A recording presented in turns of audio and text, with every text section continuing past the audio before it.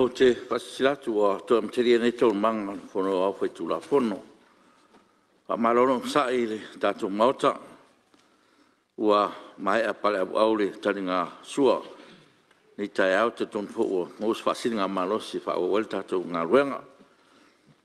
E fa tati ese tatu ngā ruenga mo malolonga ua mai a sa ruanga a suis fono mo sa lenga numero tasi.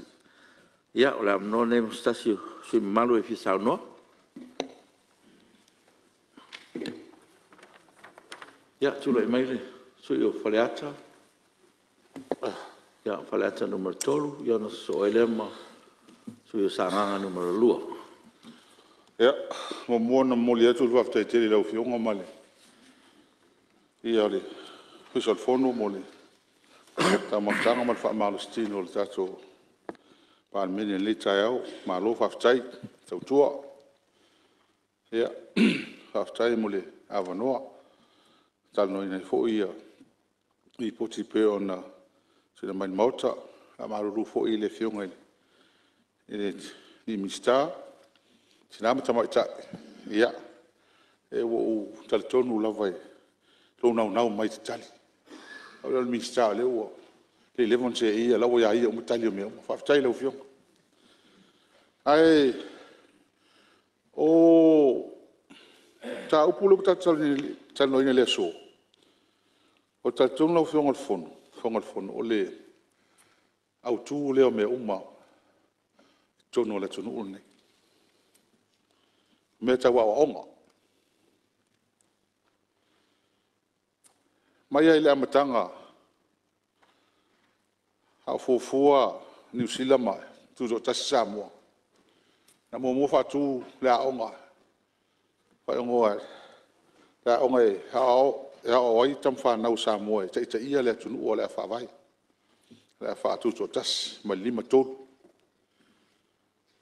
e tonu a inga tato tupu puai o le pese ale tato matua a to mana na o fa ina o tato a inga to anga le au tulanga la vol tato o tunu I don tama a inga mal tulanga o iai don tele ya amese o le ai oni o fa na tulanga fa peta tu ia e o le poto lava ma le tamai tatou te unai tatou matua e fa pe fu tatou fanau ina ia woni tu wale ina o tatou atunu aftaila le taia o e lua li poti e wa mai komiti aftaila komiti e li poti taua o le SQA ma le NUS ma le ma le education sa onga ele tela sa tala ele sa onga ele wa sa o ele SQA ma le NUS na hafa ya to ya le ma le onga sa onga fa vala tal ele ho ele na wa ma lo tongi pidio tamitia tongi mai lalo le wo ali 12 a pe nga le NUS le tam fai le na tu nei matua o ia te a wai mai la matanga o tal tonu a ko ina lisi la o ngalis e o le kusa hoi longa malo si anga molonga commitment e ko e fai o pe la fa kale le foi le ya wilia o nga ko inga lava ka ko malo ia ka mai tatu fana o le SQA tulanga le ai mal tatu atu nu au tupu wa e ma usai palmi ese kasi le me mika ka ko o literacy rate asamo sai lunga le valu iva ingilisi man mo mela ma wo lunga me sai sa mo ya so al kai mingi mo pa uma wolalo o le ka ko alu me folele sai ai ngai se ko uia mo ku ka ko la ka mai ma a mai fenga ngui mai oko ka ke o furenga a fa ko sapela mai kwa le lo sapela a Samoa e mo e ka pang ngango ka mi Samoa ele nga ka sa ko lo sapela uma upule ka ukala al mi ke mi ka nga sa ai ma sa u la nga fo inga o mai le fisali le skiwe o O le whalavelave le skiu e. I lo tal tonunga. Mai ala matanga no whawa mai luafe le ono e pea e. O le kele nga regulate. O le regulate post-secondary. O uma onga. A o lalo mai le preschool mo sau ilunga. O le self-regulate. E le ofisa wa onga. E lo tal tonunga. E le mwhainga e operator. Ko regulator. Sa iai le manatu, mai ai le taimi sa avel tu alalo iai le regulate. Ia pe at wha alau tele to o nanga. A mata na regulate mai lalo. Ia o ngai lalo. O lalo ngako ki o mai ilunga ua oki lalo.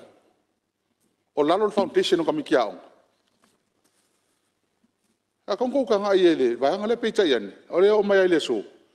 Ia pe le concentrate ai lunga i. Ia o ngai lunga. O ia o ngaku spaia. O i meo langa i konga mga mea. E makwale ai sia nga i lokal kong. E o foi mea ia o nga fale kalesia. Ola ia ia. Fai fe au mala to regulating ia mea. Au i lava ia o ngal malo, ma o kulanga lua fa solo mai la. Kal kongo na fio ngal mista, mai taun ave fa mo. O pa u i laro le kulanga ol. Awa onga. O mai le fa tuanga. Yana mai avel anyways. Inga ia le committee. Ina ia lo ia tato fai longa. Ia tunu i fafu. Fai se whainga ia lo ia tato fai longa ia tunu i fafu. Mana tua fai la. A fai accredit. A fai mauni al SQA ia courses. Wai mua accredit le course. Wha accredit ready degree. Rala le mea leina ona.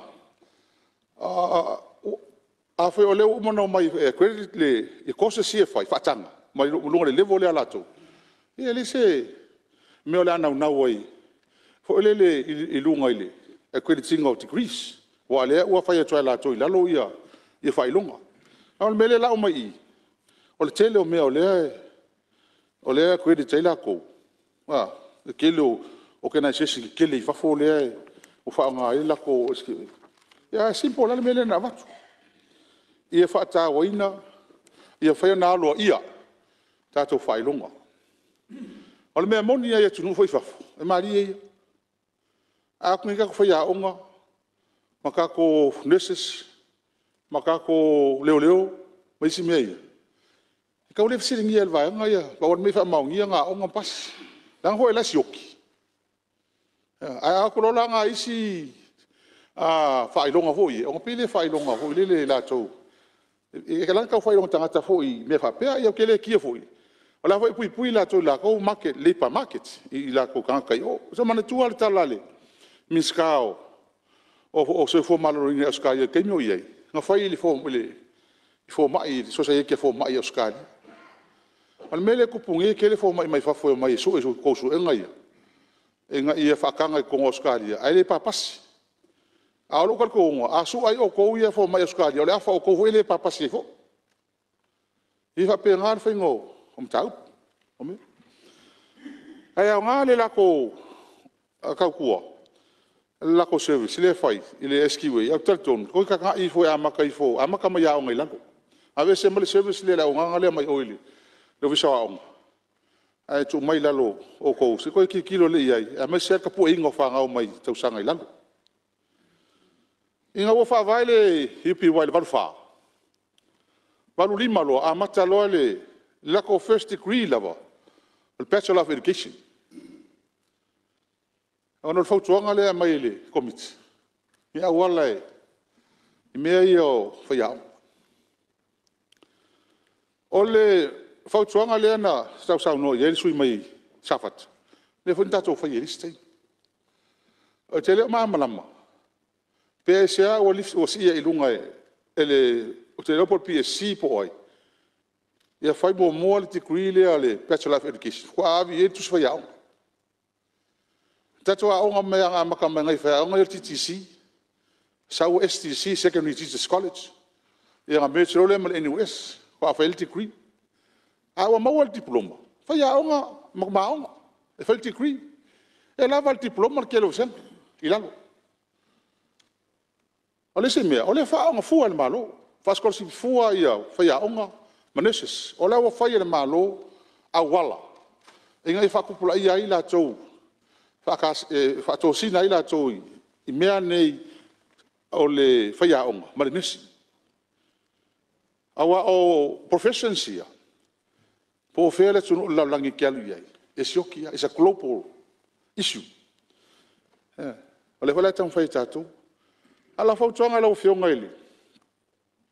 Ani sawa onga. O le whainga le whai Australia, la whaiaonga. Pasi I roa le kamkiki, le whaia le. E pule lau whisawa onga le mea kuua I lua tau sanga. Compulsion. O le tuulo le Australia kua ngu kua fo ia ma onga le kam whaia ki ai. Inga ia kam whai whakusa ia le level of teaching. Whaia onga I kua I ngui kua. Omoro lua tau sanga le o manuia. Ka koe mai lore ang polo o ele filfilo le o whaia onga le mea. E alu ia le mea lata lata e fia whaia onga. Tali tonu. E tau se whainga hole ka nga ia ka kou. O le wha onga fua le malo, mtatu. Awela I kua. Ia pe whapopo singa laungi. O nei whaia onga ia o I kua. Whakele inga ia encourage o I kua I ngui kua wae. O le mele le tu moia onga le taulanga. Ia le mako wa onga veikele. E o vale afe mon kupu le lola la ia le kau nga le kai ngo ia nga ko ke si la fia. Le average o le mea. E kors fu fa kamikia onga te whaia. Ai kuringi la o le lopo fea ho ia. O al kai lima sulu istame tiro sen. Ia la presa I matoni. E koe fai fale onga koe fa popo ia fale onga. Ia ai fa fale onga. Au le lopo ia whaia. Ia au taritonu. Nei vai ngai lui tau lingi no lui kau fou. E anau ta tia tu nai. Tanga e lau fiong. Manu tanga le. O ile anyways. O tau sanga le li poki le ko se la ko lua fe valsu valu tanga ta. Sa le stala. Tami tia onga. Au tanga tan fa ina fe fa se lau valu lima. Ile tau sanga. Ola ma tau le ia e o vale afe ta miti fa au mai I. Tau sanga uma. O le sili la. Pena fai se susu enga hoili. Po fela le anga iai. Le toteli. Awa le foi fa pe mai. O le inga ka finga luenga ngi shoki le pa, shoki. Ale tele ta miti ai umai. Tau sanga uma. Tele hoi ta miti le wa onga. Me tanga iai le. Tato tanga ringa. Taile o telefina ngalo ile mele ole fa Samoa ia tele to e telefonu o tale ngai o tali malo pa wal mea ele ia mai le tamale e fa onga sunga fa onga le va ia le director of Samoan studies sa tauna mai si sa pe ia e su e komiti o le sa wa ile sio moli mau ele sa wai ta ona ina to ma fo anga ia sa o fo ia su mal o loto tele me wo ia Elanga o mea sina. O le ngo o mea la leta whai ngonga ia. Mea sina a inga manu. Pa pui fo e. Ia pui ia a inga I. I mea ia. Ai whaftai. E le toi o Yesu amtalanga ia wal mele tu. E umi ia kua lonsu marikusia lea. Lonsu marikusia lea. Ia o longa le whangai mea ia. Ia ele lei. E wai o ngā fo I wha mau o mea. Ai o po mela o avis fatananga. Avis fatananga a inga ma mungu meni. Ia ai o fionga ile. Si mengus.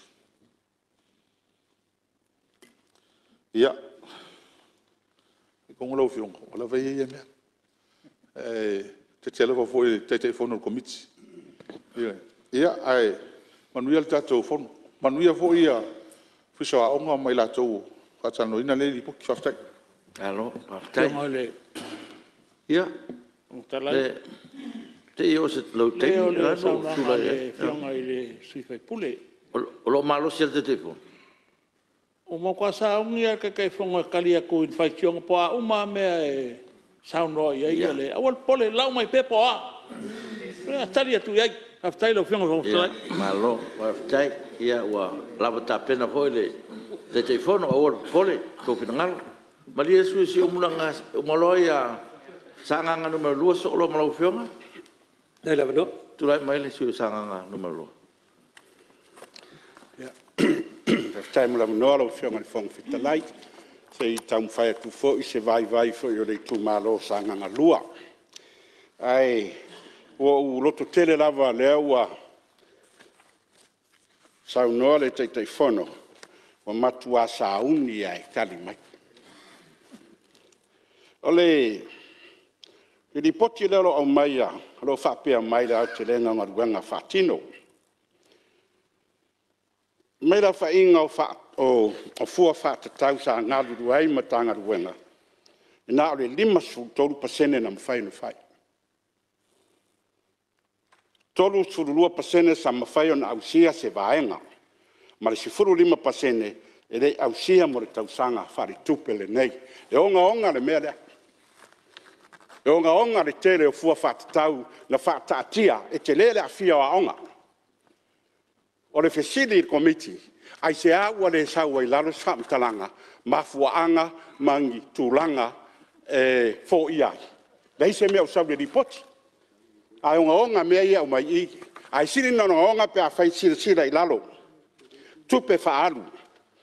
Nā to toe mai, le iwa su marfitu afe, mai le fitu suruono miliona. Nā o le tesi mare tasi toru pasene, le tupe le to toe mai. A le tele yo ngaruenga e fatinoa, e le mwhaina ausia. Fea mea le tupu ai, e ala no whai atu. E nā si le fia umai, e le maokta le nei. O le development, o le pathway for the development of Samoa. E fua umai taulai umai ai ngaruenga ma me whai, fatu ai ngatausi e matanga ruenga taitasi. O lato fatu ai ngatausi le nā. E fua i runga o mea ia o fua whatatau ma ngāru wenga e au na whatino.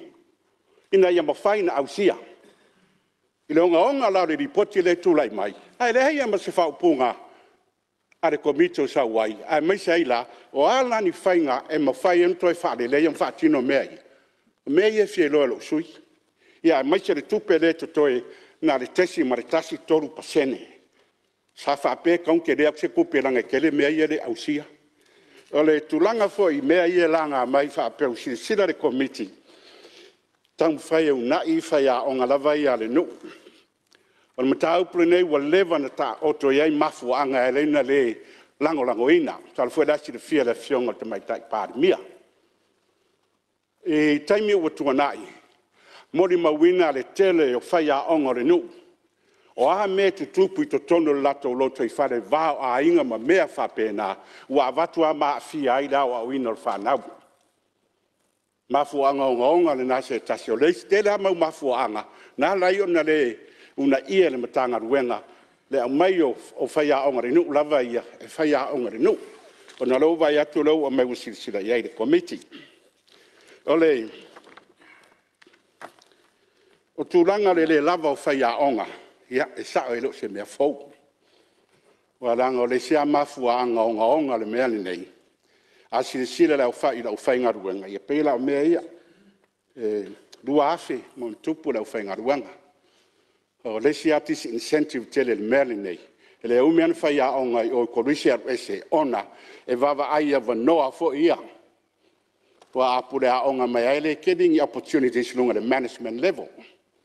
No winga la e ri kai arisi e le o lunga tasi na disincentive tele a whainga tai whai a onga na wha wau pēle la tō ngaru lue i ai tau mawhau i tūlanga i o ngaru lue ai o fisa a onga ma komiti a whono wha vai pe i fwoi sina se leni whaina i alauni o iaia nisi e a wanoa e mai e fisosoani wha part-time tūlanga wha pēr. Na se manatu le nei taimi ai i rena sa mo pen sa no foi se tasu sui e fa fita uri le ole tulanga i le wo mai la i e vaenga le universite ia malo lava le ngadu lui ai e mata upu no la ngari lua felu fu lua ma lua felu fu toru le la o tu di potia le lua felu fu lua toru le vo fai tau le di poti le universite lua o lua fa na le tala noi. Lo ia se vaenga o la vea mai e mta upu tāua la o whionga minsta e la atu le whionga e whonga whitalai i tau di poti mai e mai. o le tūlanga lea o le sila mtanga ruenga ma university I awala fo I ai le whawhita au di tele social media. Sa ula ngai mo o tā ua. Ai ape sila au tau se polokalame, ta alu lunga Facebook, mea whapena, o ani mata upu ngonga tūlai mai lea taimi, whai au tau semina. Bara au fo I o le atunu e talawhia ngai ma mata upu ia, a maini o lato views, a maini o lato ngona, ma whapena, e manino le lei, le mandate le mtanga ruenga mta tau Samoa. University Act o le afi salau fitu su marfa, e whaatu le mtanga ruenga mta tau Samoa, ina I au tō wo e au ina mai fina ngalo le atunu. A umana au mai, o na ilo lea analyze. A umana ilo, o na tufatu lea whasoa le atunu, disseminate. Nai au tōre marasi anga whare tū la whono. Mea na mafu ai, o na matua tāua tele tū langa mta upu tau Samoa I tonu universite. A whai ua launga, tai e kare sia, ua pala ai e whai tau di social media. O na re vaunga ngana. Ua o se tū langa tū ngā. Tele fo I sui na mota le neu sau no I ai. O le nai lau tō mtanga ruenga. O na sa ula ngā. Ai le ero sau e si ripoti nei. Ia le ala leu toi whamanatu atu ai, sila to toa ai, a maua se tūlanga whapena, e sa iri wharu manga I elo ngona o le atunu, o lo fia malama I matau, pa ma se foi matau pe tango fia e tātou nei. Langa ea fia o mai Samoa, a le manai ala, ia, whaite au tō polo kalame, ia, wala au foi nisi, o iei tō whama reutanga, au maini o lato fina ngalo, o na whasoa lea. Wai e ui lava le manai o niso fina ngalo le atunu o whaari lungo le social media. Ai a wha lava mai loa niso whaupunga. Ia ua uma marfia whaitau ai. Ai maise le a fia o tātou whanau. Whamala malama la mea tau sori o le vata pui ai upu I o le vaungangana. La mea tau upu masoa. La mea tau upu sori unga. Ma upu whapena. E sa iri wharumanga malama mai tupulanga talavou. O na whao ngā lea o le page lea utou. Le ufisa o aonga po le universite, e fia whai tau ai. Ai maisi mta upe ngonga mai, le manino le lei lava. Le mission statement na le universite, wa mai whai au tau wa o aonga e tari atu I mana onga o le atunu. Tasi lea mana onga o le atunu utu lai mai, o le social media. Ia, nau sina mea le sa utamu whai so sani e tuai. Ia, manu e tele e fono e la whionga te whonga whitalai. Ia, maisi fwoi le. Parliament nei. Alo, maaftai, lo whionga sui malu, sangangalua. Molo sao le. Ia, e manatu e taimi o lau whionga te fono. Le lau whionga le anga lewa, o te le mana o e alu lol mta upulea, lau whionga le sui malu. E me sa ko iai taimi atoa le wala langa mai mene. A le whako a whaka o sanga le whainga malo o le whas, a le utula I atu, e kau mo whai. Whenga kau ia. Lau whionga le whonga whitalai. O leu te tautala li poti le tango whia, taimile nei. O le lei, o leu a A maua. whai ele o lava tari lau tau komiti. Ia. Ia, sau no mai ele o lava tari. Ia. A le wha wha lele wha lero upu ai sao. Marie Ia rau a Sui. bakti siri ai, pe te sai mai. Sangangalua. O le la kali atu iai lau whionga matwablalu. Ia, awa fo le songa langa o tau whilangaro. Whai malu, whai malie. Ia, o mea e whapena, o lo maufole amno lau whionga te teifono, ia, lau palefoe malawa on sai, lau whionga, ia, le taimi, ia, ai se, watu pia whilangaro le mauta, ia, ua lava le tātou ripoti, ia, melea, ia, lau palefoe malawa on sai, tātou mauta, ia, se iwa solo le tātou ngā ruenga. Tulai mai sio mu?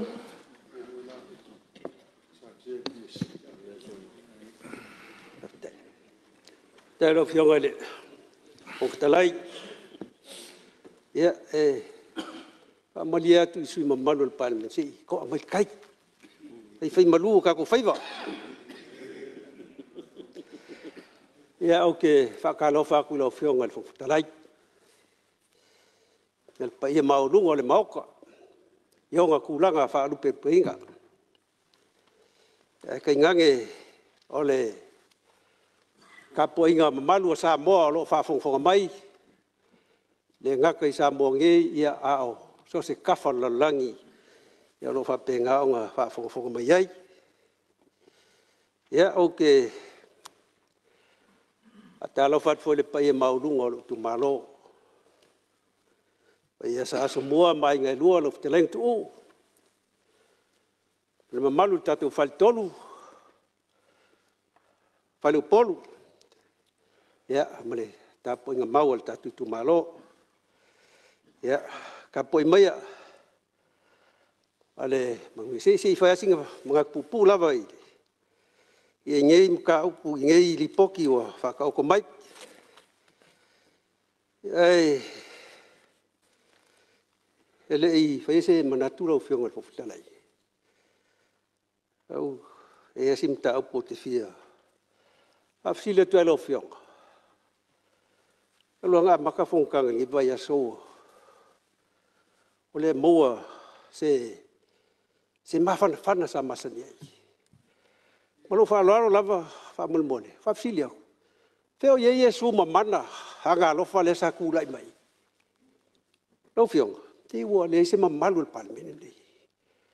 Wa Yesu le Yesu e kapua i mai sa mo le Yesu le se ka le sia kas. Le Yesu sa mo ba lang ya ko. Yesu ko mali u lu sa ka lo mali ngi lo koko. Makalo ka ko malapa. Makalo ka ko sala, makako amio ngaka nga. Ya lo fa penga fa ya lo fio ko kalayo. Lo fili nga lo fio ai. Awal me fa go wai yo le sa i. E fa pe mai. O se fa ko nga mal ka mai kai pan mia. Lo fa go nga lo fio nga. Malie lo fio nga su malu. Le nga ko wa ko se. Ia malu fo i fale le fina nga lo su malu. Ia te sia fio foi. Wa fio Yesu de langi e li lingi folo na ngang pa ia. Le ngang pa ia na lo ngalue mo tato uma. Ia a ele o se siai tu. O le nganga ia le o leo tato fatasi mo le tu e ala le ngang pa ia. Ia ele ave foi ni ata mani me fa pena va ia. E foi le tu e se nai le tu o lo tonu ia te oe ma tato uma. O le ala lea. Lewa ya te tatou le tua le ngang pa ia le na tatou te le fa mo fo ina ta ia tatou te fa lango le ngang pa ia o le so son sili na mo tatou ma ia o le fa o le tala na fo talai lo fo so mal ia ka tai lo fionga pe ia o se mga vai le lo fionga ri fo nga ku sila ye ia ka ngi o ka ku o ko ame o ka ko makua ka te fia ka ke va vai ai e pe ole mele ka o popole e pe ka ko amerika le mela le mala lo ku ya le mo california o la o le mala le mela ye malu lo ku le mu me ngai ai fa kai mo lo le o pole to fa lo fiong su malu o pole tatu fa mo le ngang o le li o la na tatu talo tai sio mai ngang pa ia so soni tu fina ngalo mo tatu loto fa me moe me le o tatu te loto vai o lo fio le tua ia tatu ala lo na ngang pa ia fa vol sa no su mal ia fa tai sa ia mga ku fa pe o mga pasia foi se kala ngal pal mingi fa ku pele ye Yesu mamana ngalo fa la uses o kau so foi mga o kau asa pe ko a pe o ba ai ku ya Yesu ai le ba ku lipoki ko miki lipoki fa kau sa ga lingiske sa mo ia lem ka ga lu nga o ga nguma ka longa ia bese ku spas ia lo ku la la ga le o sa ngole le ngoma ku o lava ka penga kali me uma o lo kula ya kula ko la ngoinga ia fa kuanga pe ku mai malu fa lo mo ka ko fo ya malo fa tai de su malu si umu i te lo te mo si umo le fia ia te tono lewa musuie na ngango le li lo fio mo su malu man tu fo tato e le fa lango i me va ia ai fa lango i me o tato te tono ia yo se fe au le mo su mat ya fa pena sili atu le tau o mele vai ma tata fa tu e te tonu i mea leva ia o le winga na le fa na tu su mat Ya, tasi sui, itu lai mai sui o le pate tupai no.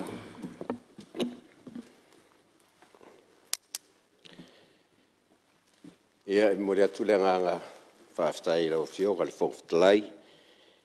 Tu sai fwoi ma le avanoa o tu ina mai nei usu ngā whono. Ia mai whamauina pēa o lo ia le whatuatuanga le. Sui o nei tu malo. Lo lotolotoi fwoi le. Tātou whaola o tātou atua fwoi le. Ia i tu tono le maota nei. Ia vi ia la le ali.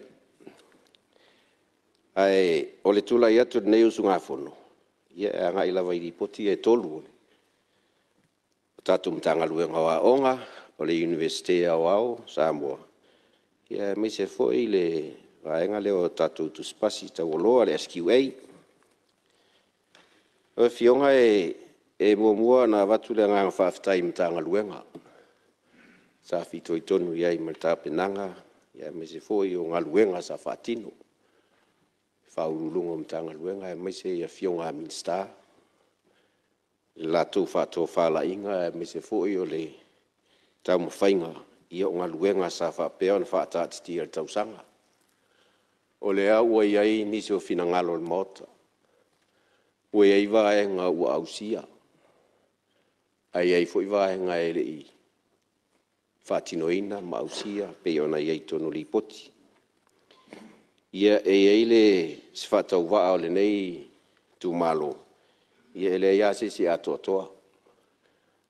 Mata tu foi li poti il komiti, ia o le ia nisi o tūlanga pe ona au mai ai, tūlanga ia foi le ele o atoa foi tā penanga mtanga luenga ma tūlanga u whapea.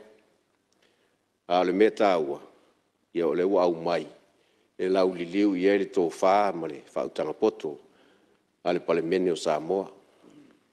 O i foi la e avatuai nisi o whautuanga, i o loo whaafufonga le au whainga luenga, me se o whaurulunga, me se foi o minsta.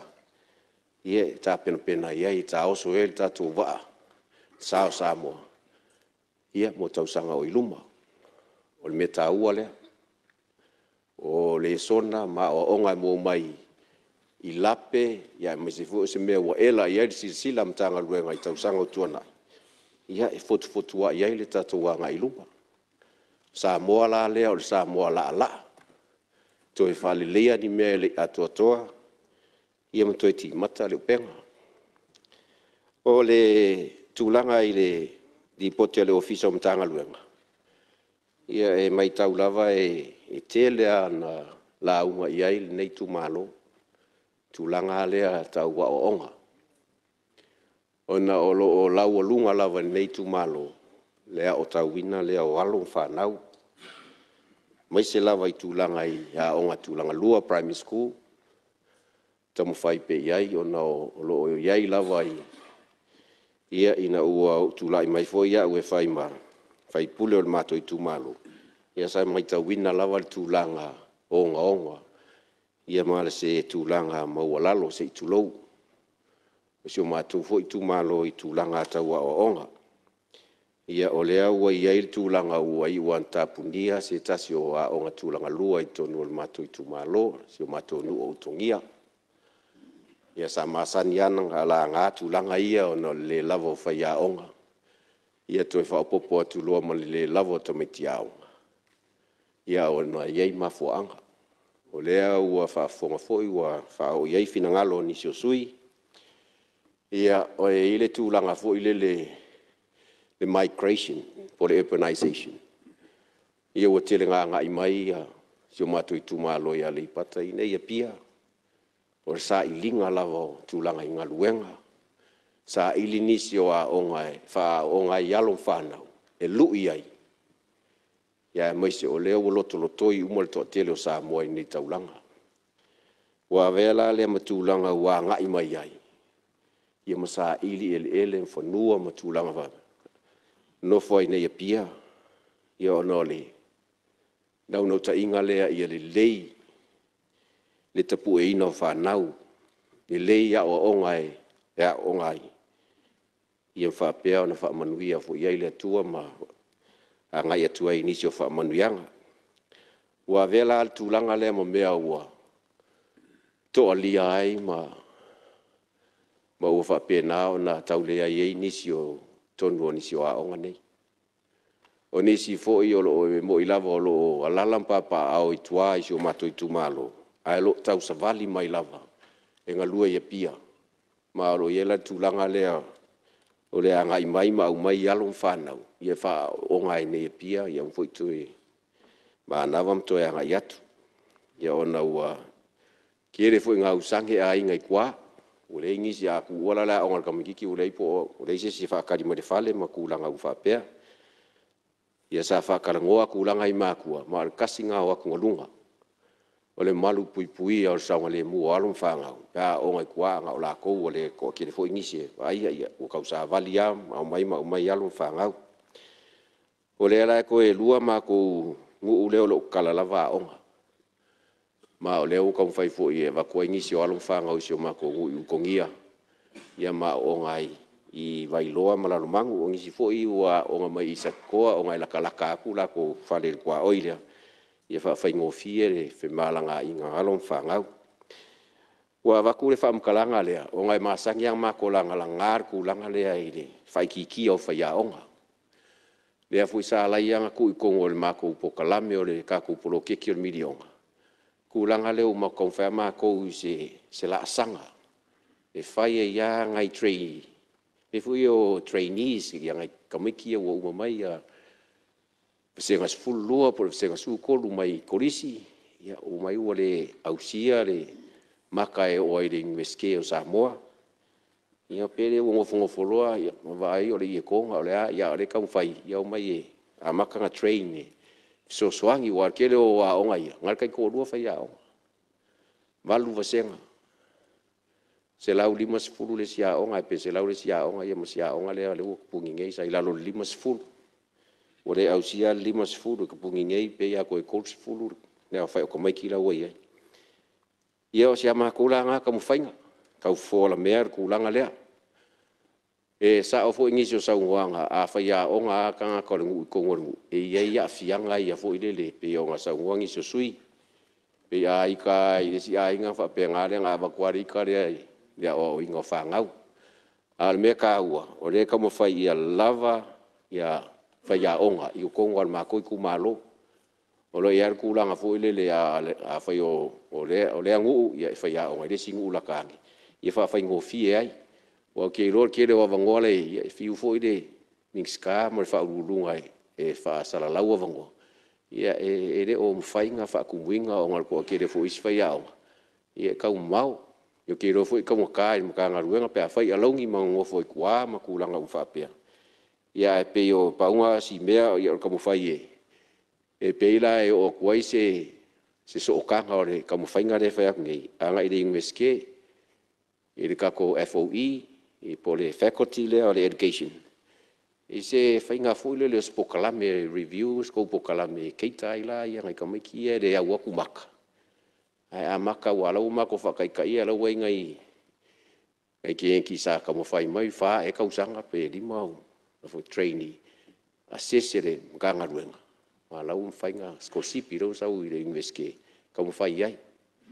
Ai aru kan ko ngakasi lua kausanga a wawe file assessment. E loa i ngā fo i le alo, kama po le kenge, o lo ngau e fia ngā lue mwha whai a onga mkulanga wha penga.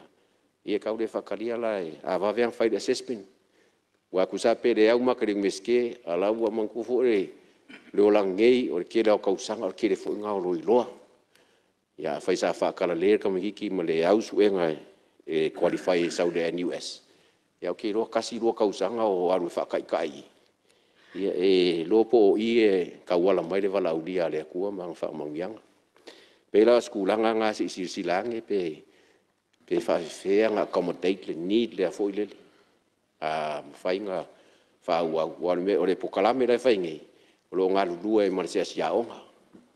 Ia e whai e le pule aonga lako time sheet e lo ai o lai o aku pea. Wa a whai aror fo i ku i longo inga. Ia uwha pea ngā fo i kaurusi le interest o le trainee lea.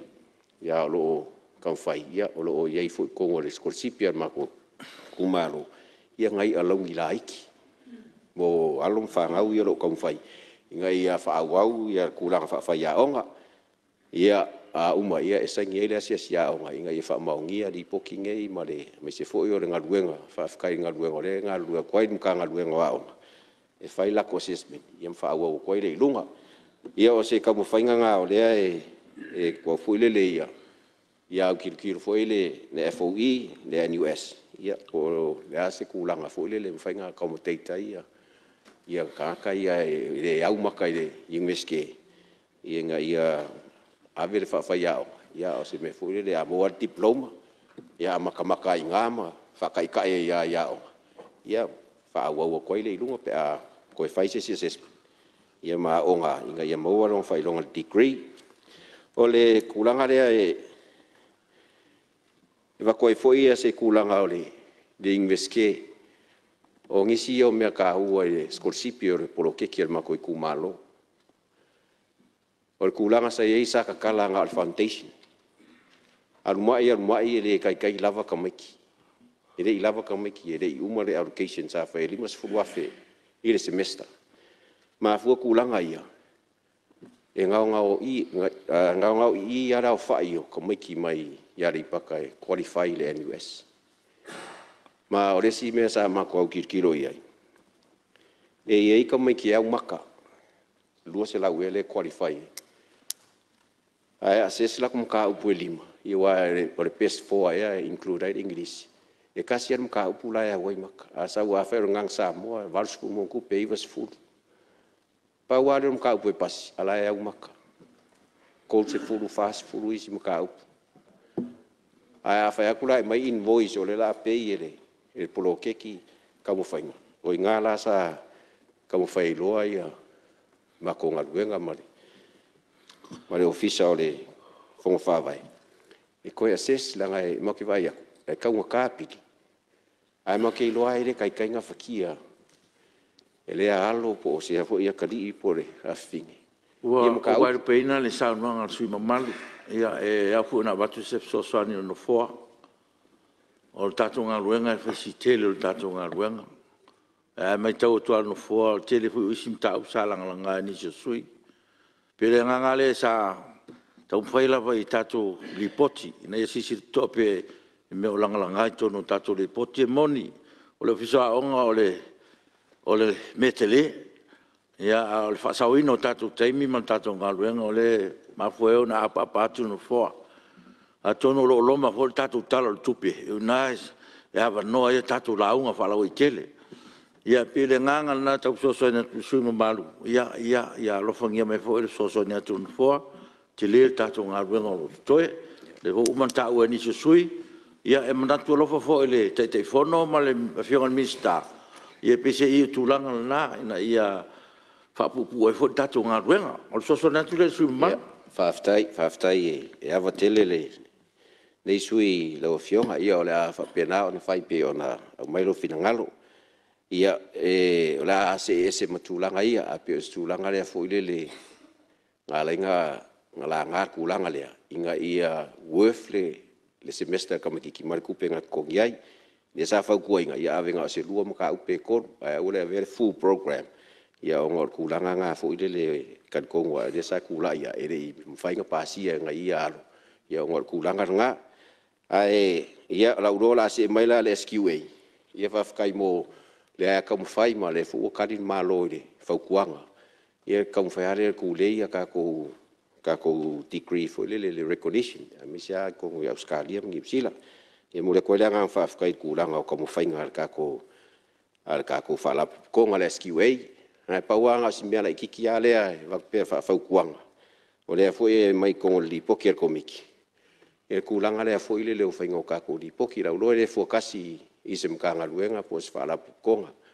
le ako o kako lipo ki au mai ia langa e whenga ka langa o record sumai ia le kongo kako fongo inga ia sao ngai ku langa fo le au mai ese le vai ngor fa sa mo ese vai ngor fa perkania ia ki ro fisa sia ile de palinga ia po se si meu se mai de lau pe polis kausanga mai fa pi di pokeres kausanga pe ngai melaiki ya fu de va pe fa kuanga ya mai se o ngai fa ka u lava ia di poking ia o ngai record mai ia ka ki lu mo lau lau fongo per menge E rau fionga le fonga whakalai, ia, lau ronga le pau ionga i vaenga. Ai. O le ngei kumalo, ia, wale, ka penganga o le, ku la fongo, o ia le, ka kuri poki e komiki, ia, le ngei as fongo, ma le anganga whaaloalo, whaftai. No, tai. Ia se mo mansui o samatau la tai ona so ele mansui o fale alili numero tasi so ele ma mai maunga numero tasi. Lau fionga le whongwhitalai. Mana tō leo mai au na e si fōre vi inga mai whaftai le tua e tai au sola. Whātangi sia fōre nganga o le tua e tai tō lua ina ngā luenga tātou pāre mene ne yaso. Ai, whai mai a le manatu au tua le. Whai taunga o tuspa ia ne yaso le. E la tō e fia e whai tau tuspa ia.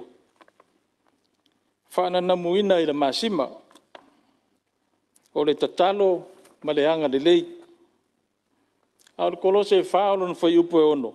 Whape mai. Ia le au noa o tō upu ma le alofa.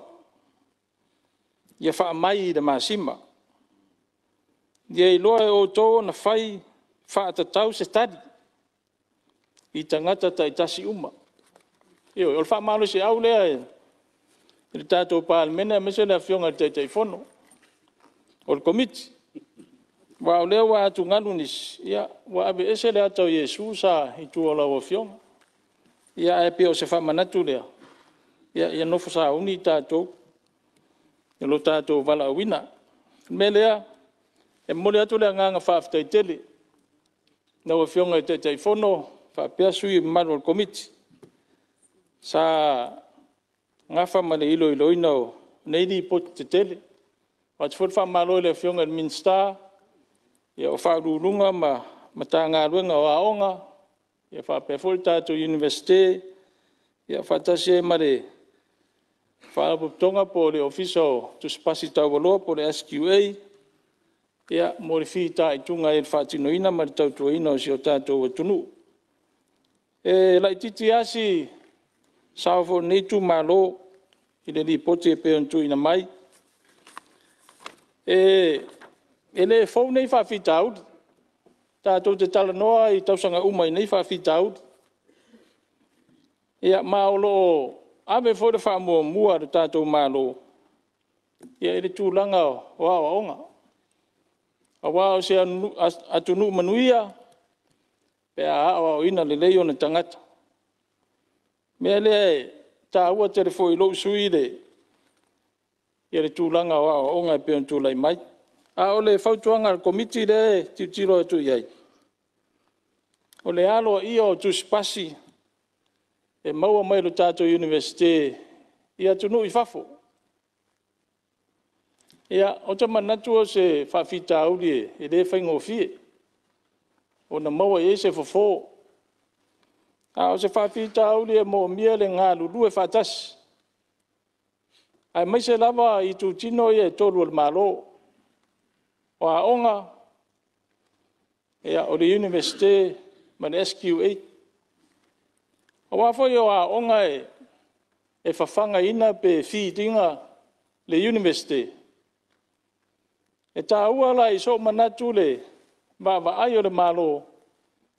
I le tūlanga o iei tātou wa o onga wae. O le whawhita auri a le tupu i tausanga uma. E lo i longa lava o na tūlai mai a tātou wa o onga. Ua whaatūr tātou universite. A e ta tauana o tātou ngā rurue. Ina ia mawhai o tātou wa onga. O na feed pe mawata mai te o le universite. Wa lesi le whawhita auri tele le mai tau. Ele se whainga tāru tātou woe, malisi na pasi rai a o ngai pe whaire investea New Zealand ma Australia. E whai ia tātou a o ngai investe. A al whawhita auri. Olo na winga le inta mai te au sia tongi e a o inai. A lo na fo. E fisiri ngia po lava whai a o ngā lātou te a o ina le nasi la pasi. Ia whapea fōi ia tools po mea e mō mia e whai a onga mara universite. Ia o ina ita miti. O O le mea lea o la ului le minsta ma le mata ngā ruenga. Ia o tātou ngā lue. A tonu a bawe tene ono o tātou wa ai le whailonga le bachelor. A o nei whailonga e le certificate ma le diploma o le TVET. O le toa tele i o tātou alo ma whanau. E anga waa le lei. I nei whailonga ia. Ma o whailonga tonu na o le mo mia. E matua mo mia le tātou atunu. I lona ati na eina. Me lea.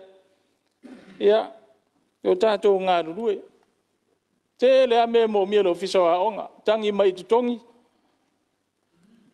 O le mea na le tātou mālo e whai. Le foi o te langolango ina le lava o whai a onga wa le o se whawhita au di fau. Ia, tō tele nei whai a onga lai mālo rosi a o ritaya. Ai me le whaonga mai na whai a onga o mai e tau mwhai tātou whawhita au le o nei. Awa tātou te popole i le o tangata i ngā ruenga whawai taimi. Ia pe o fo inisi ngā ruenga le mālo. A tātou fule matua a o tātou walo mawhanau. Ia matua tō tele ni tangata e popoto. Pa tasi lea a tina e taun bawa e tātou mālo. O tātou mālo e le eini mine lale mani, auro mani a rio. Ai a popoto tātou walo mawhanau. Ia mawhaina ave ia tunu i whafo. Mau mai tātou tupe ma tamau aing. Me lea, ia, manu e tele lau a whionga le minsta, ia whapea foia, ma tā ngā ruenga i toru i lalo lau a vaing. Ia whapea foi le a whionga te fono. Ia mauni tari le leo mātou whisidi ia watu lau a whionga. Ma te whaaloalo manuel fono. Alo, hai. Tula mai le sui o whalalili, numero tas. Tai. Ia, whaatai te le lau whionga i le te lai. Sai whiola whanua nei whoi sunga fono, mai whalalili. Ia e whoi sila ngona masi manatu. Ia, au se whātou whala inga le tu malo. Ia le li potir komiti, whawhere atu le. Pei ala silasi o mauta, ia le nei tae au. E me se saa mōlo whaafonga mai. Se whoi nei tu malo, tānu ngawha mlalo nofu. Tawanga i se a whalealili. Ia, tāpua mai. E moli le ngang whaatai, sunga te whanu. Whionga whai pule. Ia masui ma malo komiti. Ia no lalatou ngā luenga. Ia pei ona iaile. I poti o tātia i malai. Ia me se le laulau a whanu. Ia le whaingo fie. Pe au saunanga le mota. Ia o le tūpito sili leo na tāua. O le lumana. Luo tātou se il mota le nei. Tāpenanga mātua. O le tātou tāpenanga le nei aso. E mo le lumana. Me lea le titi le tāua. Ia o. Ni meo a onga. Whalenga ang whaftai le whionga minsta. E me se whaululunga o mta ngā luenga i tōtu. Lau tōmu apitola au. I lo tau mwhai ai. O le tūlanga moni lau whionga le whongtalai. Ia. E leo tō e whaingo whiene i aso. Me se tūlanga wia ia onga. Ia mata se tālai le. Uti whai a onga. A tonu au i oile. Tuan malo. Sa tau mwhai mai la vaile. Whaenga le nei. Ina ia. Whamanino ale tūlanga le nei. Nana sa o i susu angat whai pule. Ai li se eile no fōle tu malo. Lau whionga le. O le tūlanga le olo ia ia whai a onga. E le mawhai a. Ona to he ole numero whai a onga i se tūlanga e lava. Pe a le suiene a whai automaiti. Te mi nei. O lo fuala whai a onga. I leo whai automaiti a onga. Lona winga. E luas fulima tamaiti a onga. Ona tasilo le whai a onga. Le fwoi lau te puni e le a onga. Se mato nua utongia. Ona wale a tole lima sfulu tamaiti. Lona winga. Tasit whai a onga. E fwoi lai tuai na ima tu malo. I tua.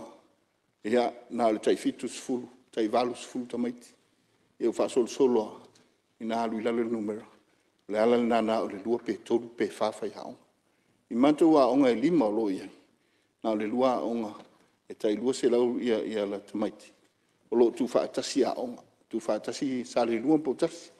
tu fatasi ia mau vai mam tau o lo mau ai le no mela le na e lua se lau o lo ia la fa ya e valu to mai te pule o isi uma o ngolo taitas ia no uma ma malao ia na te fitu fu le lana le tolu pe fa ya lau fionga fo tala o mai le mele le moto ona ile fa to ala unga le mta pule ile masina te nei por tau sang taluai por fa tau sang taluai la unga mai le mta upu ile se fulu tau sang taluai lau fionga le ole ya fua le tulanga le ono le suinga le na ya o ile decentralizing le sa fa ni ya o fa kolisi ya fa vai sa ya o le wo fa le grant e fua ya ile le tupe tu atu e fua le fa ya o e fua le fa to mai ya o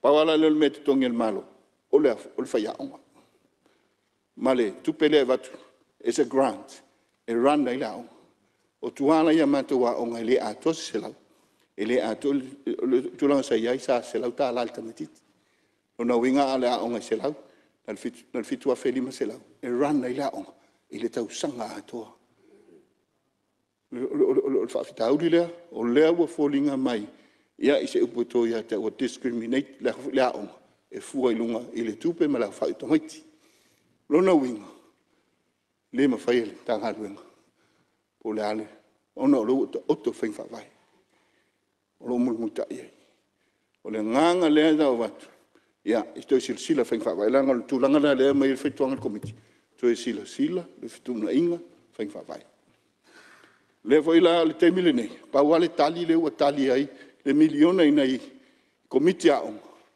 o fa nga tu per miliona e fa ye kesi fa ye fa la on me a wa lo util fa so il grant le nei o le grant le nei lo fa nga e so sani mo fa ya on me fa nga fatino la on so sani le ya on il fatino nga tamati to so sani il pido le vai ma operation atoa le tai lava le lo la nga ina pe tono mota le nei le ta ua ha on lo fe on vo tale tu via mai o va fitai ale tanga luenga o pisasi tan fe luenga al mano sa faile la to workforce national workforce plan sa vala ulia uma ia fon fa vai fa fitai la nga o ta penanga ma nei ale le wa ia mo le nga foi lo fon fa vai ele lo al fai pule na te en race se ta si ta ma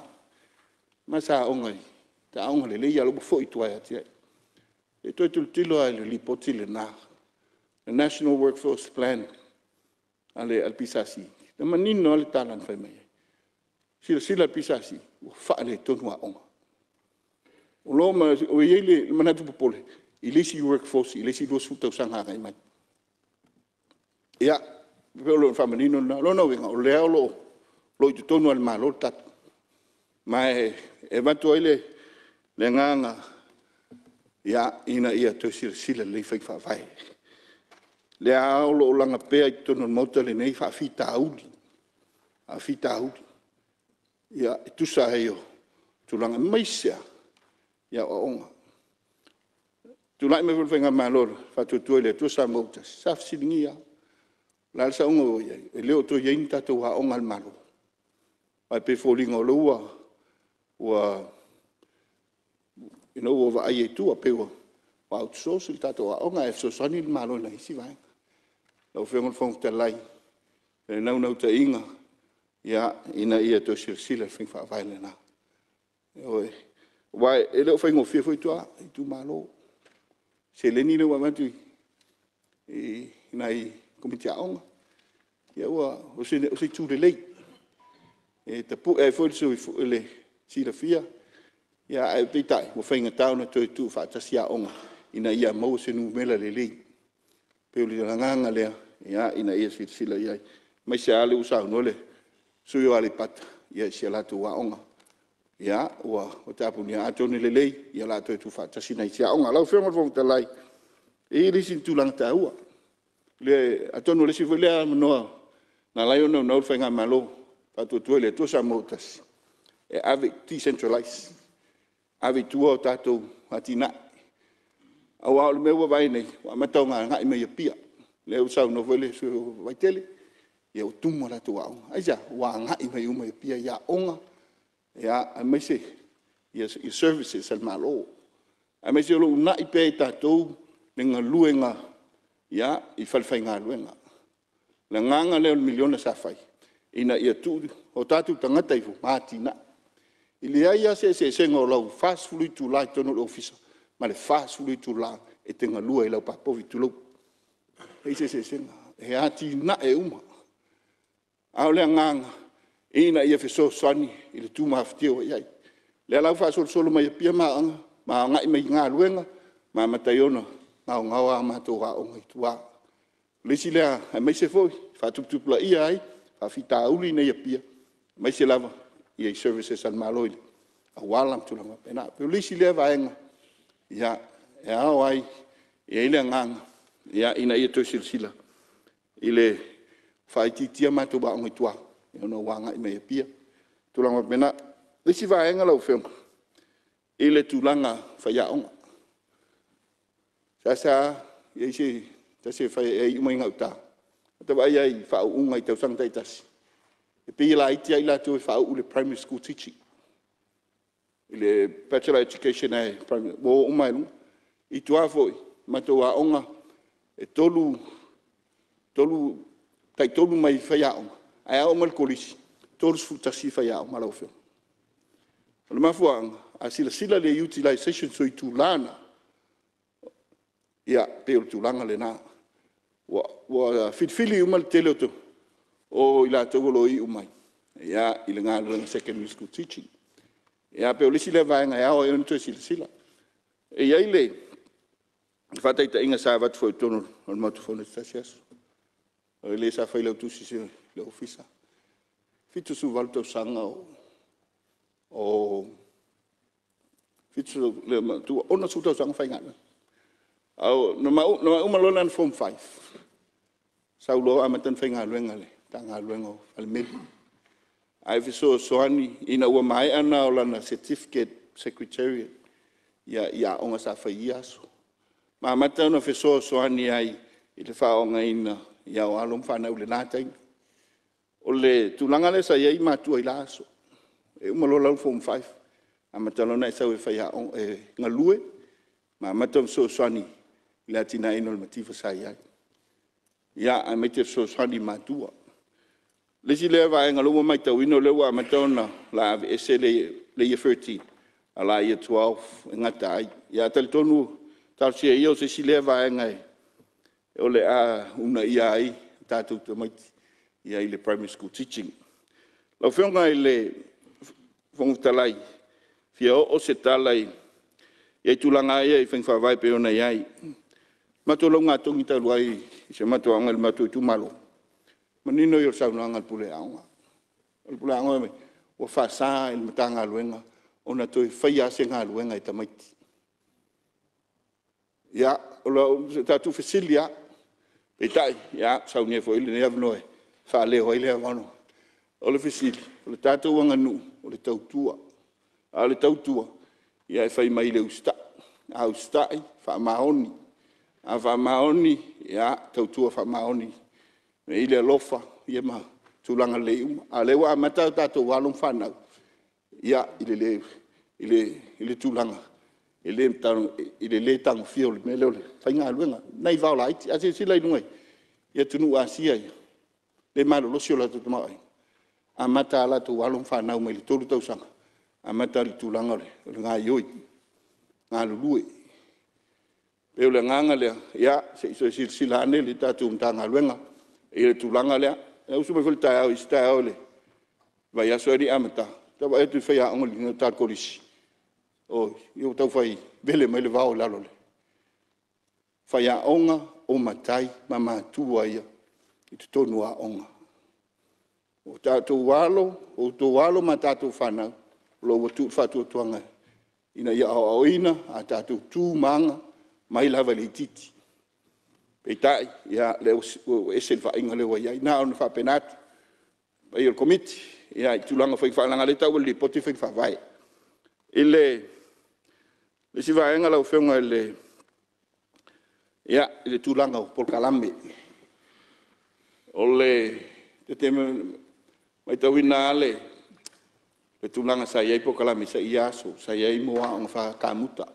Sa uno fuele, falpule sa mai at nei.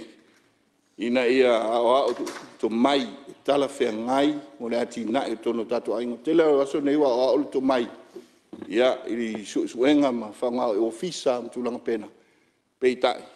Ia ao oloi na latu e whailpaipa. Ia o mona e vilile. Pe o tūlanga lea lau whionga. Toi sira, e ile na ngang. Isi toi sira sila le tūlanga i to mai tala whea ngai. Ia a wale ati nae. So se tafa o le soi whanga. Mana tua le tūlanga sa iei a vele. Anele. Pe o lau mua. Ole el taltonunga sa iai. I so wa vai vai. Ina ua whātu i tonu e tātou le University Pacifica. Ia whātu anga. O a vele sa avea ma feeder school, college. Mo lea onga tā ua. Aisa, sa unol telo nota. Le nia tātou minerale. Taltonunga whale alini. O le palpala o tātou minerale le nā. Tele una nutrients, tele tūlanga le lei. E ngā molo tātou atunu. E ele nau ta inga. Whapena se nau ta inga. Toi sila, ili whata o tonga o tātou waonga. Awa o te talitonu. Ta te le mai lopo o toi fienta maiti. Ia uina o tāhele. Ile a onga whawhatoanga i alafua. Ia mai tātou atunu. A tatu mana tua nei. Ia le whionga ili. Tu tasi minuto sui. Ia le whionga ministaia tusunga. O ia sisi o lisi lea sui. Io sa oina. Ia le tūlanga, i lea tūlanga. Ma vea foi ma minista. Lau whionga le. Fio se tala ile. Tūlanga le preschool. Ia, lango ina tūlanga le whautuanga. Peu tu ina iai. Ina ia una ia. Ia ma se me mule le nei lau whionga. A tonu e le whaingo fie. Ia le.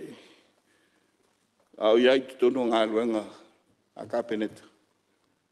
Na o mai aile professor Soani mai se tasio sa avem polo official tata university sei sila ane il tato officer a onga o lo o wai atu fafo ia onga ia etaita ia ila to o leo ia ile le lo tu foi le Scientology ia po se teltonunga fa Scientology ia le sa wai atu ia malanga ata to a onga a whaia onga, ma sia onga mai tūna.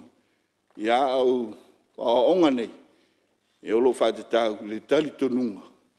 O i la tau, ia le tūlanga le tau Scientology.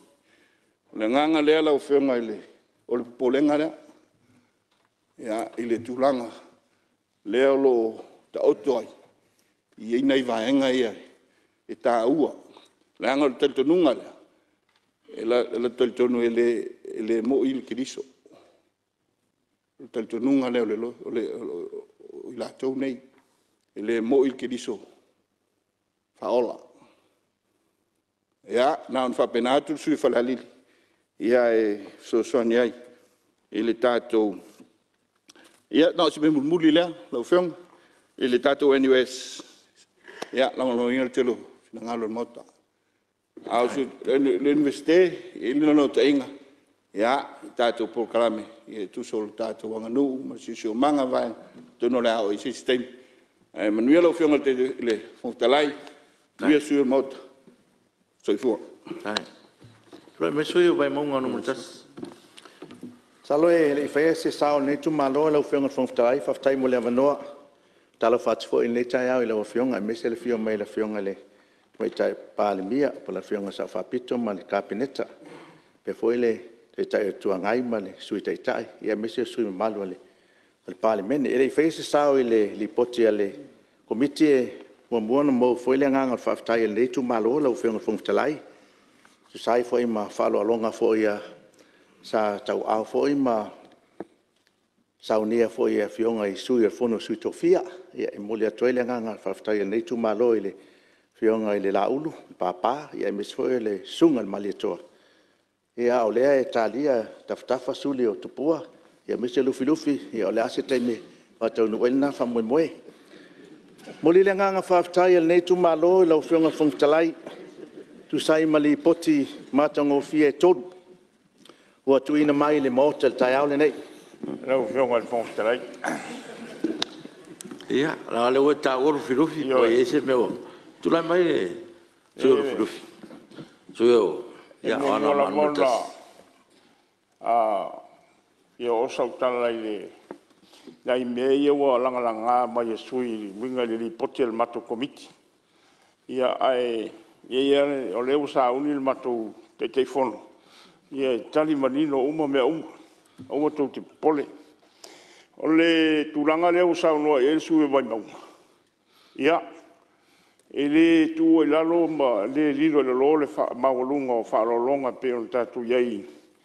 Ia so mo tona ia. Ai o malo talo le sui vai mau. O mai no fai le ole tu ia tua ele to o fa luases ia o melia ia afa ia se tem o tem tão vai ia no to silsila le tão fai ngal tu ia tua ia malanga fa rolo Ia. Tono leo tali lau siri, tau whianga sui. Vai maunga no tas. tai la lau fianga salo e so se atunu ua a tama mai ma popoto on tangata se atunu manuia le la fole nai po le ale umio nei fontanga fa taua le nei usfunga fono le li potio tulanga ya on mo le nga fa tai le ofionga le minsta ia misio o fisili o matanga luenga le onga misio le fionga au hesomen ia mis foi le fionga professor tu fascina tu fuisa tenio le vai monga ia mis foi le polisili o le SQA mo le nga fa tai le ofionga te fono ile tu o oil nei committee e atama mai wa pena ofertu atama mai si atunu manian ine alo man fanau fa pena na manuia lango ina le nei tu malo la ofionga ya li poti wa tau au mai tonu au nei tu alalo o le mai tau foi le nei tu malo le li poti o fisa wa ia e matamata male fia ona mai tau le la fainga le staff li potile e a fe fit se lau tol sur fitu a le na numero pe li fai tu tamai tai ona ngo pe o tau lape ta to ali pe o tau le anga foile tu lo pe o tau atama mai tene ia pe tau fa pena se tu langa le vai o le tu langa foile tu lai mai o le li potile committee o pelmot ia pe li fa Miss Charles Fiso anga le tala no ai. I lo taua fo ia anga fataitai le ofionga fong talai. Pa inga o tunai sa fataua ai anga fataitai na ia fa malusia. Sa no foi nisi sui le mafaina tama mai pe o ilunga pe ale le fausanga atu ilalo. Pe la fa pena si tatalo ma si tu alalo foi le nei tu malo. Se to sila i tato a anga tulanga lua malo. Na ia fa malusia na ia fatino uman ia anga fataitai. Na ia o mai tu tonu alo mo fanau e a mata mai ina o nisi fatoa o ai le aonga tulanga lua o lima o ono e fiu foi lana fai aonga to e o ina ia ele o fa pena ona ele o fa masani mo le lenga nga faftai na e kalesia mai la to o lo fatino ina le o nanga o aonga fateta ia tu lalo le nei tu malo se sila ane ele o fionga mista pele ma fai ona to tongi fai aonga e fatino ina aonga fateta Matamata i whawhita uli wa tu lai mai le uti o whaiaonga. Ai almana tu le nei tu malo o le fofo ama le tūlanga iai. O le matua i tuu ai lunga tutongi o whaiaonga. Wai alana o whaiaonga se tu lou i ngaluenga whawai taimi. O nei se tu lou le alea ngā usu ai mali api mali whaila le tai au. O next door le iau lunga le form 5. Lua tā vale, faut fale. Le alu ngal ben fa vai tai ai alu at fa ya onga le seme o inal pe le li fa lo tia ilo fa ya onga mat fa le ai alu ngal ben fa vai tai o le tu alalo ale su vai mo tu ai tu i lunga tongi fa ya onga na ma fa ila ia ona le to ya nga i tu ngal ben fa vai tai ai tu le la tu o nanga lua fa malusia fo ia sia onga ta u fo nei tai au nisi na ia ma fa on to fa onga fa ya onga uli tai ala utatalo nei fa malusia to e pa poponi sia onga O ina malu ai ma pui ai fai aonga. Pe a tau le alu atu ma fiu atu le sia aonga. E sia aonga. Whaftai foi le malo o whawau pea le grant. I o te talo, e le o pose lilo i le aonga le tu malo a Samoa Prime, tulo. O lo i lo tu malo. Te le o ala mo whanau le tatu atu nuu o lo o whaonga i le aonga lea Samoa Prime. Te le o le aonga lea e pe lo i titia, pe to tolu, e le au i kolisi Samoa ponisi.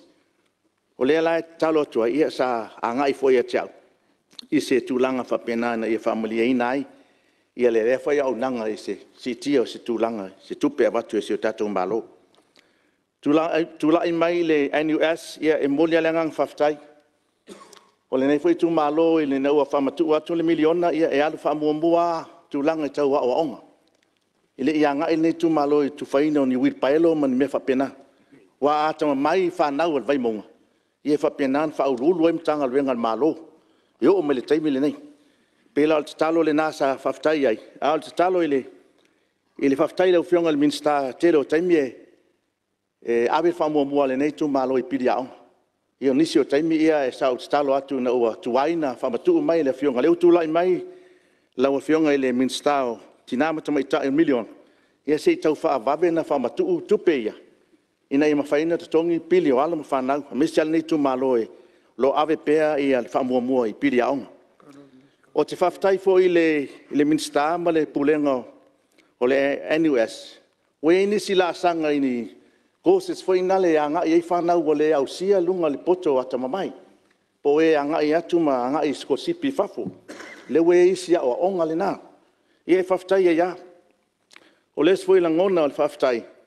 O le lava sauni o whai a onga i alo. Tupo le atunu o loo au ina ala ma whanau. E ala i whailonga te umia o loo iai. E mole le nganga whaftaili. I lau whionga langa o oe sa e ngalue ai. Le minsta o aonga. Lo whapena fo ina ye le vaenga. SQA e mole le nganga whaftaili. Pulisili mai pulenga. E mai tau a te leo saunoanga le nei mota. Ia o le tau mawhaina ia whao ngā. O tātou wala ma whanau pe a ngā i atu i whafo. I lato tu spasi po lato whailonga i maua i nei. Ia o le mata fo i le lipoti. Ia e whaftai le tele o nei atu nuu. Ua mwhai on tātou whaiwhenga ngai. Na ia ai o te talo. Ina ua matua ngai atu tutuila. I tau o mamawa i New Zealand. Tutuila e a mata le tongi o tangata e sfuru ono tā la i le itu la. Amerika. E alu atu la e pe wa iu atu i le poli i o i Town Pasco. Ia e tolu sfuru. E alu atu rola malau tikri. Ia ua ono sfuru Amerika. Ia le tau tatalo ai o i New Zealand. Ale le la talata mai tutuila. Pe le mawhai o na whapena na tatalo atu i tutuila na ia mawhai o na ausia ma tu ilunga whaonga ai a tu si pasi po tikri ma whailonga tau o loa alo ma whanau wa o mai le NUS. Ia o le laua whionga le whongwhitalai. Ia pauna o nei manatu. Mai lango ina ele nei tu malo. Pena u talanoa fo i le komiti o tuanai. Ia le fui utu e mai fo i le whaamai le nei fo i lipoti. O le saini. Ia pe whapena pe tau whiololo atu la komiti le nei mua e tasi lua a le pe o tolu. Ia sui komiti le o sainia nei lipoti. Ia langona i whanua noa ale. Pe o leo e sau whapea au atu e ese ma le minsta e tele tu e tei fono e whaftai ro tu mau pea lo tu langa tei fono komiti. Se sila ane e la tau le o saini le lipoti pe sa e sila ai. Ai abatu lango le tu malo i lau lipoti o pea mota. Molo ngang whalalo lau whionga whongtalai. Lau whionga whongtalai. Pe leina o talia tumta pule vai. Ko uka ko mea ia whapaki. O mai e whainga luenga al palmene. O me leo le kupu ngei a lenko le sangi li poki. A li poki uma ngā waku li poki ka kei ei kongo whongo. A waku me sangi e koke le sangi la mea lenga le sangi. Para ai. Ia. Ia. Sui vai mangu anu maltasi. Ia. Leo wa. O le. On sai mai se veku kala i sui vai mangu le malkasi. O le wa sori o le kala no fole no pe. Awane to ta ua se swafa. Ia, o lapta inga no foa, ia, e whaalua loa, whai unga no foa. Ia, whamalulu atu lau whionga whong te lai. Kuanga le. Pe wata masani ai le suafo si ata wo. Ia, pio le anganga le na. Awar whai e whamasang i kako me. Ia, whaftai e le toi. Ai ska i kako kula ku mau le mota. Lau whionga whong te lai, mo se amanoa. E se me. Ia, e lau whionga whamalulu atu. Kai ka ngiu kou whale kongo kalinga si whonga. Ia. Ona makua, se i kau whai fufua. O le hata ki na lea i kai kakamamona. Pau ao le leo le kai fongo e malos. E ngā fo le malos i whaalai maka. Ia, o le tūlai masu e whasalanga no marua. Ia, whaftai lau whionga whong te lai mo le amanoa. Tūlai lau fo i malanga whaaloalo e. Whaisina sao pupu e tusama le li poti tāua awa. Tala noa ina le mota. Ia, ai manatu o lea ua. O mona e te pui le tapo tupo, si tia le whaftai le tua e sulono nanga lei. Ia, tai au sola. Manatu fo i le toi whaalua ina lau whatu lima e maisi o le apa. I pa ia ma mamalu wha i whangatao sa moa. E afua mai le tai samo le tui manua. Ia se ia pa ia le tai mumu o nā whanua. E tau ina o whaatalofa. Whaafila i lau o whionga i le whangaftalai. Ia, lau o whionga le tamai tai pāle mia ma le kāpeneta. Lau o whionga le teitai o le tua ngai ma le sui teitai. Ia, ma sui whai pole o maole. O le pāle mene. Ia, lau o whionga le whangaftalai e. Mo le ale ngā whaaftai lau o whionga. Tō whaalainga. Ia, ua tātou sui ai le ula manongi a wale. Tāpua inga si o tātou atunu. Ia, ma o le nganga fwile nā o le nei tū mā lō. Ia folau i le malu le sao Samoa. Ia, i le nei fwito e tausanga o le tātou paia inga. Le anga e a ulu tā whenga. Ia, e selfutia ai vai singano. A file mū matoa tai tātou o te tai. Ia, e whapena fwoi o na file mū tātou o tunu. Ia, whatalo whatu si o i tū mālo. Ia, whaftai tele mo le tāpua inga. O le lava o te taofi umaya. Ilo tau whina ngalo no usaua i tia whau. Ia wase manuia o si o tātou tū mālo. Moli atu le nganga whaaftai tele i lau tāpua inga. Ia ma lau tatalo. Lau whionga le whangwhtalai e i titi ana i vaenga e. Fia whai e se manatu e tusa o le li poti al komiti. Whaaftai fo i lau whionga te te whono ma le komiti mo li poti tāua. E lua nei whautuanga ia mese fo i o tali le mālo. I tūlanga pe ona iai le li poti. Ai fia amatat whapea se langona. O le filfilinga mo le whaua wina o le aonga po o le alu ni ngaluanga whawaiteimi. Ia o le mea ana ia le tangata ia. E le aisea ia tele o se maalosi o ia i tātou e mwhai ona tau fiai. Peita. O le aonga na o tātou. Te tai o le tunu tātou te whautua ina. Ma vatu le tua lalo tala whenga i alo ma whanau. Ia mse foi o le whaafonga. Ia tātou mtanga luenga o lo ngafa o whainga whawai i tūlanga tau a onga. Ia masio ngā luenga. O le mtau pupela foi o na saunoa yeini sio sui whautuanga a le komiti i le tūlanga foi leo o le silasila i awala e whaatosina ai a whanau i inga luenga whaiaonga. Ina ia fo ia le whawhita auli o le uti o whaiaonga piono tātou ta pisa ai le telo tausanga. Ia ua whamawina le whinangalo le malo mai whawhitai. Sila i se awala mwhaiona si tia tutongi a matau nei whaiaonga. Ai na o na uwha popo i nei tua lalo. Ia i le tūlanga lea e.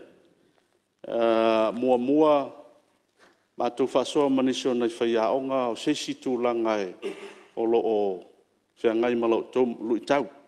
O le mea lea o le workload, o le overload o latu ngā luenga. Tasi whaiaonga ia ai tu titi lima i le valu mata upu e ave le taimia tasi. Ia stasina o atu ngalunga. O leisi vaenga la o whionga. Ia o le natura o le sio manga.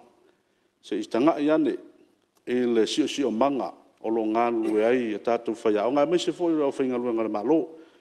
Leanga sa whaso fōi mastasio tangata whaingaluenga mwhai ona ua se ese ma se tasi o ofisa. O lana saunuanga e le o le titongi na lai o na aluese a au le si o manga. Ia se silane i le tu po le ale mea le tupu. Mafua ai o na whaseta i fina ngalo ia o alo ma whanau o le tātou tunu. Lau whionga le whongwhitalai o na o mai lea i le si whautuanga le au whia ila le mea leo ngaluenga whaavai taimi. Se awala voi le ne mwhai o na tāu whia ai ia whanau o loo iei le tomai. E whapitoa ala le whautuanga lea i whanau o loo iei le potential e ausia ai tūlanga whaalea o onga. I le tomai e se whaasai nisi wha matematika po le alava. Tu ia tātou alo ma whanau o le ngā whatia, le academic level. Ia a o whanau lava o loo iei le potential e whaawau lea o ngā university. O le vaenga tonu nā lea e tāua i whautuanga lea. Lea e whamauina ai le tali fo ia le malo. Ia sila ia tūlanga fo i lea o le. O alum whanau voia lea ua pasi tūlanga o suenga voia maulunga tūlanga whapena. E na ia ave ia vanoa e whaawau wai lea onga. Ai aua le umaloa o loa e mawhauwhau roi oi ngā luenga whaavai taimi. Ia o le whautuanga maltua lalo na whaafonga fo ia mātua. Ia o alum whanau o loo iei le atamai e whaawau wai lea onga. Ia whaamua mua lea onga. Ai whaalona luan ngā lunga whaavai taimi manisi mea. O le mawhauwhau iei le tāu o le nei mea. Ia tātou te taulangi lava o whanau o le lumanai o le tātou atunu. O le lumanai o ainga manuu mai tu malo. A whetai ai alo ma whanau malu i tau ma whawhitau li o leolanga. Tātou te le whaitau i whale pālangi ma ta avale e fsoaswani. Whawhitau. Ai a poto mata mai. E ma whai o na communicate le whawhitau li. Ma sa ili se tali ma se fofo o lu i tau e whangai mai latou. E maise. E fsoaswani le poto ma lea tamai. Ia latou decision making ma latou whai unga whai. I lea taimi ma lea taimi. Ia o se tua lalo na ia ma whatawa ina aile le neili pote ua tuina mai. Lau whionga le whongwhitalai ia manu te leina fuafuanga ma taulumanga o toi o le whono. Nei aso manuia se ui tu malo ia ai ola le leo soifua. Alo, raptaine, sui manu molo saul tatu li poti. Ia, tino le ua mai sau non pa iol mauta. Ia, ai lapo. Ia, tu la mensui o ona manu mentasi. Ia. Bia kira ve el komiki ia. Ia, lau whionga whongwhitalai. Ia. Te lua iono le mua e whina ngalo e whaitau whaatasi a li potine o le aonga, o le universite, ia ma le SQA. Ia ai pe o le whaasolonga hoilea. O le matanga luenga ia e ngafa ma whai aonga me ia tele na mai e whasea. A olunga la le NUS ma le SQA. E pe o levo ma olunga ia talanoa i o levo talanoa wai fo i mai malau whailonga. Ia mai talanoa pe whitawi lau whailonga i tono le sisio. Manga lea la tato iai. E mone sao noa le si meo KPIs ma le timeno KPIs. Ia, e mantua ia isi key performance indicators. E whaawau pea. E le whapitoa na se tausanga stasi. Lea e whaawau pea lea lunga ole. O whaamoe moe lea i tausanga e tele. Lea la e sau e il makoripoki. O na le lima sifuru lea na ausia. Ia, ai la la ato e whaawau pea ia ngā ruenga whai ala mtanga ruenga. Ina ia ausia ato tole mea. Langa tai lima tausanga o plan. Vo ie whatatia mtanga ruenga. Ia ausia mea ia. Pe o lau ea tau sosoni atu inisi o whalinga ua whali mai. Al me sinin tau. O lea ngā rurue i to tonu o le tupen whaatino na tu watu mtanga ruenga. Whaatino o ngā ruenga. Me voi lea tu whautua ina ia tato mtanga ruenga ma lea tunu. E le upo lea work within the resources available. Ua tau te nau, e ngā rue mai fuafua I mea o tātou maua i le taimi, ma le taimi, wa tātou o whamalie mana onga, le telo mea tongi o whaia onga mea la. I leo taitaina lava ma au sia e tātou ia ta mao aina. E whaatino ai mea ia. Ia peo se sa ulea vava, iau isi mea o whainga whaavai, le awal toi ngalure, e leing whainga whaavai whapea ngā e, o lo iei matanga ruenga. Whapea awal koe oka mai ke whainga ruenga. O kura whonga ngā whaia onga maa onga kaikasi. Ai le la mai I pe se whainga whaavai ngā waku ia kākou. Ia, lo ngā whaaloalo lau whionga le. Ngalo. Tō whakarai, so sonia tūlea. Ia I tūlanga o le tātou matu ngā ruenga le whaalkovit. O so so foi le fiong ke fong. Ia, wa ftai, le o mai foi fa so le. Su malu, ia, ki le foi so son. Ia, mole te telefono. Ia, sei to kula me su fa la li numero tasi pe se me o. Ia, wa ftai, ato no na le utali su komiti la ta pula ti ale na va. Eu vengo fa vai. Ala no vai atu. Na sa over ai I kolisi. I me aletas. Ai fai me mato long na tongi tua. Ia o tapu atu ele. Ele ofiso a ongan tu ngā luenga I tamaiti. Piva pena, eu te leiro la pos fai fa vai. Ia po se, po kalam. Tai. Alo, wa ftai. Ia. Ia, tu le mai ro te. O se, tu ala no ale tai le tu ngai le pe. E sa nam tau. Ale tali mai lo fiong te telefon. Elo fiong ele fong te lai fi faal foi se ta fiu sur le pa. Tai. Le tu malo le pa. Ia. E le potil nei. Le potil nei wa tato fatala noi na fa malo foi.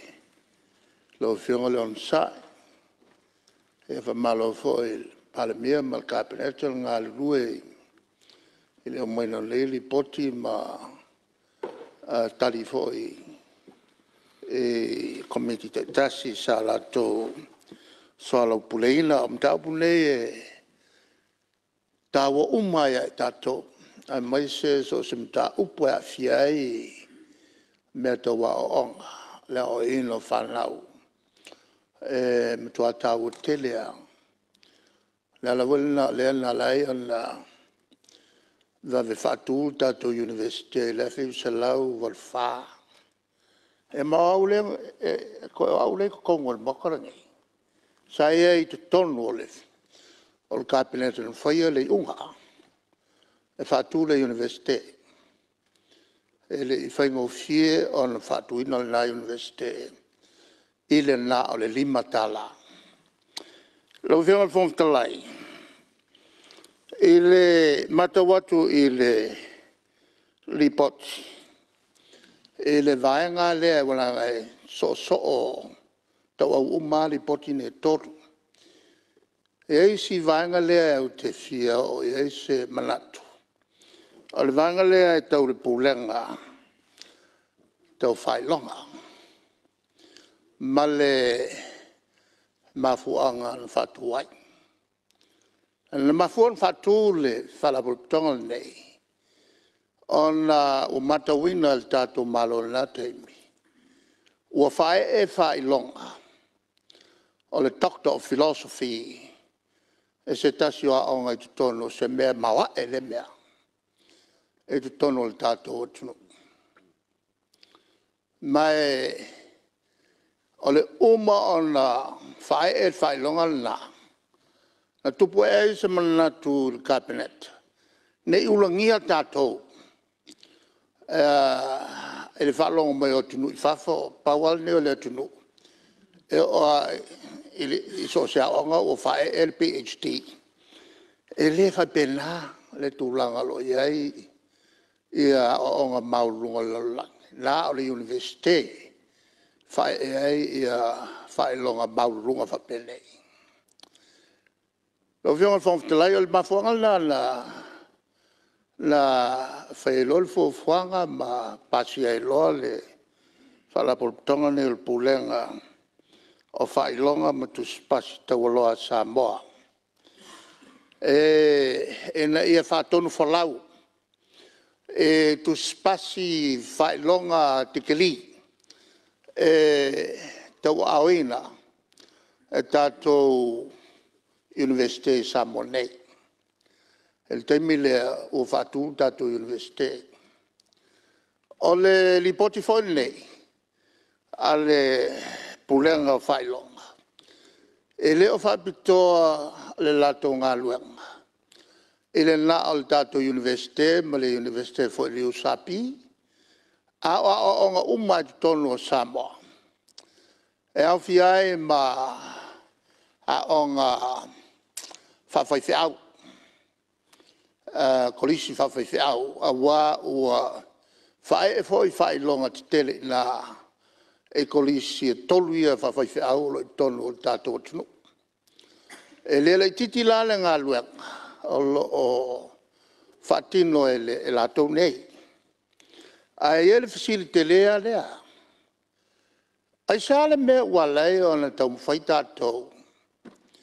Ina ia lo ia whae longa o tau au ina Samonei.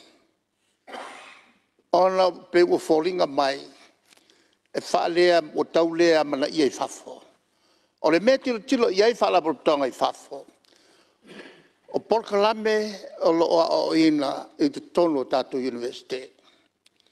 Le iai le fasili lea sa sauno e se tasi o sui. E sila pasi a o onga i whafo taun whatino nei a o whawhitauli o le whaingatā pe taungatā. O le mele la tilo iai e a tunu i whafo. O le porkalame o onga, o lea o ina i nei. E universite o lo tau au ina ia mo a, o PA, mo a, whailonga loia, ia po o PhD. Oni porkalame ia te taunu wha e iai. E tu tusa marato i whafo. Mela na o tali na, o fisili na, ma o tali foi e lo i tonu i na e li o na. E tā wae le tilo tātou. I porkalame lo o ina.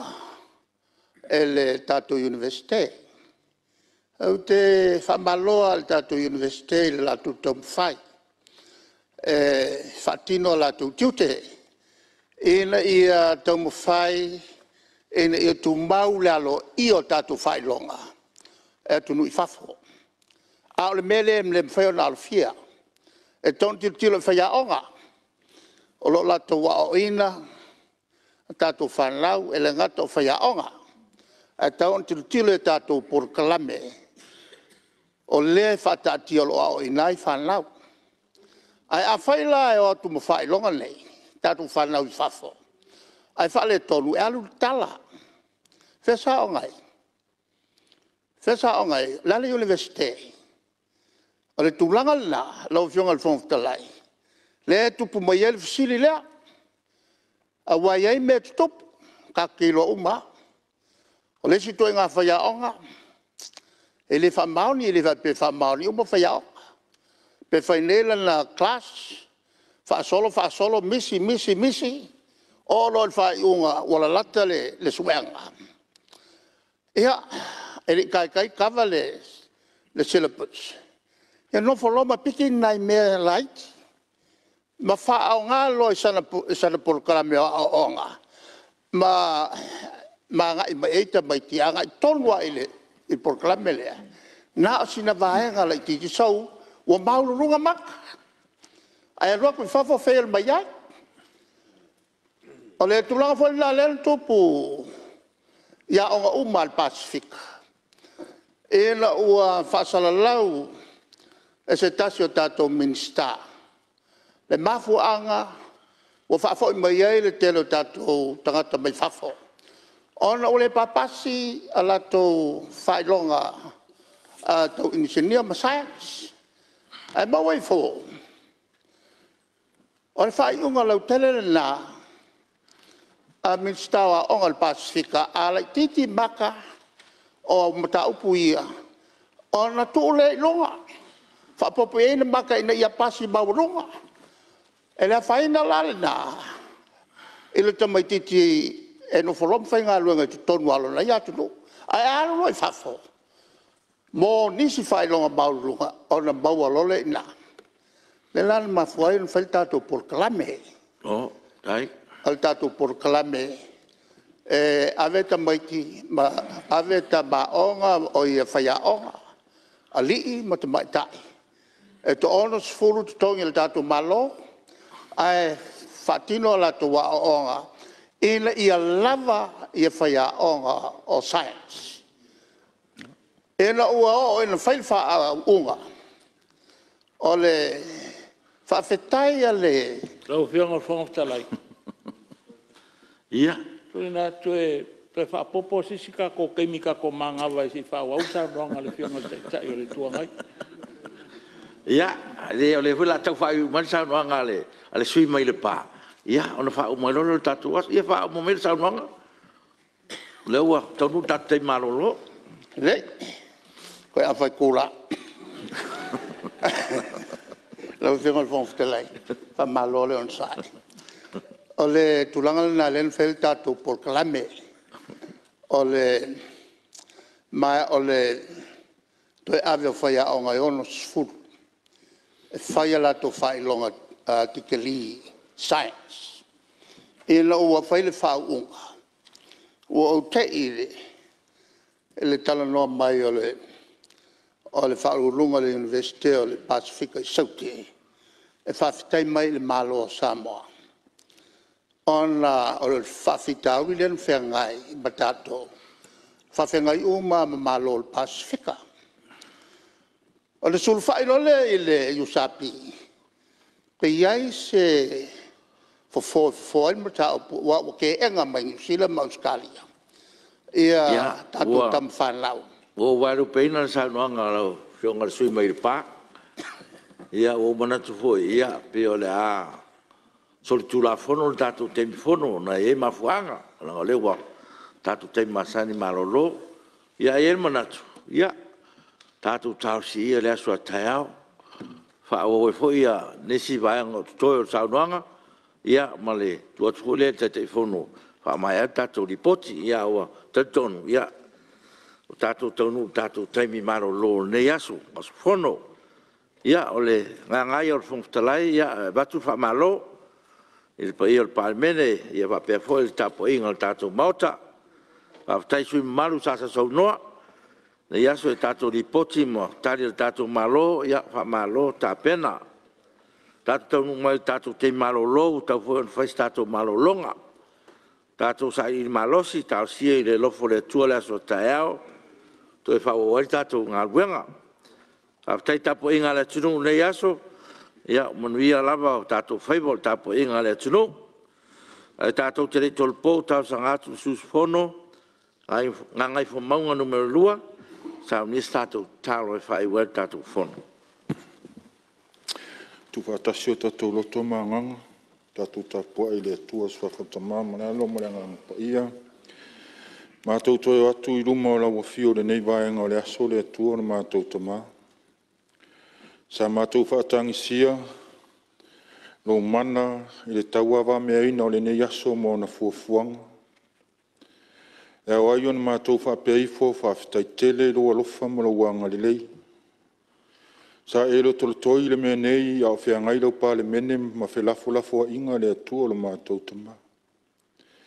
E au aion mātou whapea atu whawhitai tele lau tau singa ma lau malutia. Au iai le nei pā le mene i o nau pawhai. Fo i pēa le vi inga ia te oe lo mātou tama. O nao i mātou au na e le au ngā. Ai mātou te wala au i lau o fio. O nā o e ati lau si la whanga i o mātou loto. Se ia e alofa ma whamangalo i mātou. O a mea o le tonu i lau si la whanga. Lo mātou tama. O a fo i mea o mātou whaia ma le mautinoa ma mea o whaia ma le mautinoa. Ta talo pea i lau o fio se ia e alofa ma whamangalo i a te i mātou. O ani ngā ruenga o te toi o le nei aso mo na fuafuanga. Mātou te wala au ila o fio tau to lua oe mai mātou e manu iai mea uma mātou te whai. Wai ule whi au mana ngā ruenga o le a mātou tu ua le mea nei. Mātou te wala au ila o fio se ia e lofa. Ma ia e wha manuia mai le nei pa le mene atoa. A o sa moa le am, yona au au te tele. Se ia pa ia na ia mātou whanawiti le atua o le mātou tama. Tau tō lua oe mai mātou, fo ia tu pēle vi inga ia te oe le au noa. I waile ne yaso ina ua pō, tu maulo wanga lei malo wanga alofa. Te talo lea latu ia Yesu ke liso lo mātou wali, sua whaltama le alo ma le anganga pa ia. Amen. Alo, pāwhitai. O te whasisilatu wa tōl pōnei tau manga whono au, se iau lia las whono a tae au, le tula iwa tōl sfuru.